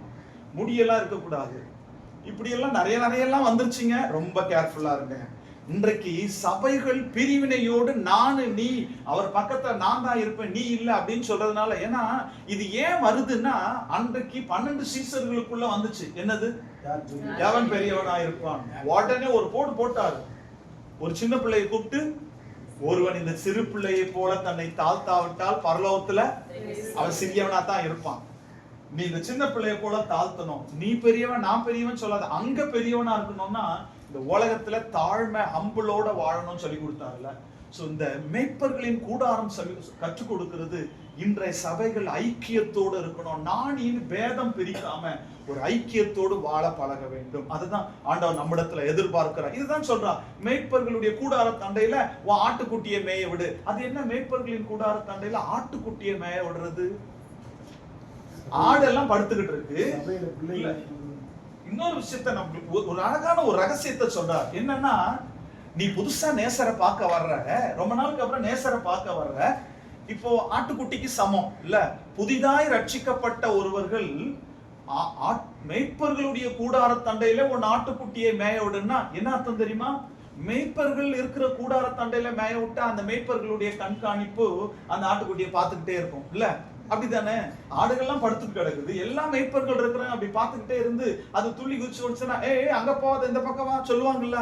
சோ அந்த ஆட்டுக்குட்டிகளை மேய விட்டா நேசரை நீ ஈஸியா பார்க்கலாம், நானே வந்து உன்னை மீட் பண்ணுவேன்னு சொல்றார். இதுக்குரிய அர்த்தம் என்ன தெரியுமா? இன்னைக்கு நம்ம ஆண்டவருக்காக வாழுகிற கிறிஸ்தவர்கள், சில பரிசுத்தவான்கள், சில தேவ மனிதர்களுடைய நல்ல ஆலோசனையை கேட்டு நடக்க வேண்டும் இல்ல. வேதம் தான் சொல்லுது. சில தேவ மனிதர்கள், சில பக்திமான்கள் உண்டு, இவர்களுடைய ஆலோசனையை கேட்டு நடக்கிறது தான் மேய்ப்பர்களுடைய கூடார தண்டையில ஆட்டுக்குட்டியை மேய விடுறது.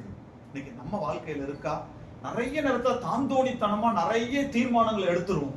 ஆனா நான் ஆண்டவற்றையும் அமரணும். ஆனா பைபிள் நமக்கு சொல்லிக் கொடுக்கிற ஃபர்ஸ்ட் ஸ்டெப் என்ன தெரியுமா? சில மேய்ப்பர்களின் கூடார தண்டையிலே ஆட்டுக்குட்டியாகிய நான் கடந்து போக வேண்டியது அவசியமா இருக்கிறது இல்ல. சில பரிசுத்தவான்கள், பக்தி உள்ளவர்கள், தேவ மனிதர்களுடைய ஆலோசனை நமக்கு அவசியம் தேவை இல்ல. நம்ம பைபிள் அழகா சொல்லுது. நீதிமொழிகள் 13ஆம் அதிகாரம் 14ஆம் வசனத்தை நீங்க வாசித்து பாத்தீங்கன்னா, ஞானவான்களின் போதனை ஜீவ ஊற்று போல இருக்கும் அப்படின்னு சொல்றாரு பாருங்களேன். ஞானவான்களுடைய போதகம் ஜீவ ஊற்று, அதனால் மரண கண்ணிகளுக்கு தப்பலாம். அப்போ ஞானவான்களுடைய போதனை என்னதான்? ஜீவ ஊற்று, மரண கண்ணிகளுக்கு தப்பலாம். அப்படின்னா தேவ மனிதர்களுடைய ஆலோசனை, அவங்களுடைய உபதேசம் நமக்கு தேவை. அதுதான் சொல்றாரு, ஞானவான்களுடைய போதகம், மற்றவங்களுடைய ஆலோசனையை கேட்டு நடக்கிற ஒரு பண்பு நமக்கு தேவை. அதனாலதான் நம்ம பைபிள்ல வாசிக்கிறோம், நீதிமொழிகள் 11:14 நமக்கு தெரியும், ஆலோசனை இல்லாத இடத்தில். அப்ப நமக்கு ஆலோசனை தேவை. எந்த ஆலோசனை? சில தேவ ஆலோசனையை கொடுக்கிற சில பரிசுத்தவான்கள் தேவ மனிதர்கள் கிட்ட ஆலோசனை கேட்கறது தப்பே.